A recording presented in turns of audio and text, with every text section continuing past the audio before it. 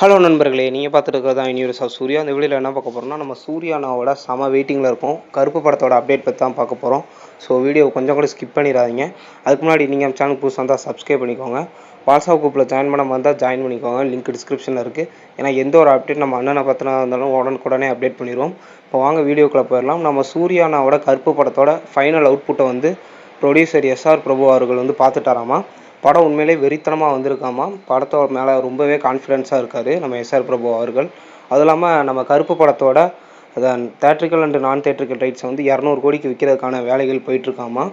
படத்தோட digital rights வந்து 65 க்ரோர்ஸ்க்கு sale பண்ணியிருக்க மாதிரி தகவல் கிடச்சிருக்கு.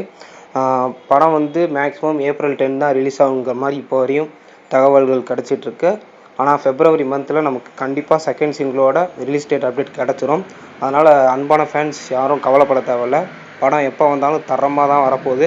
ஸோ இதை பற்றின உங்களோட கருத்துக்களை மறக்காமல் கமெண்ட்ஸில் சொல்லுங்கள். இந்த வீடியோ பிடிச்சிருந்தா ஒரு லைக் பண்ணுங்கள். மீண்டும் ஒரு அருமையான வீடியோவில் சந்திப்போம். தேங்க்ஸ் ஃபார் வாட்சிங். மறக்காம சர்ப்ரைஸ் பண்ணுங்க. தேங்க்யூ.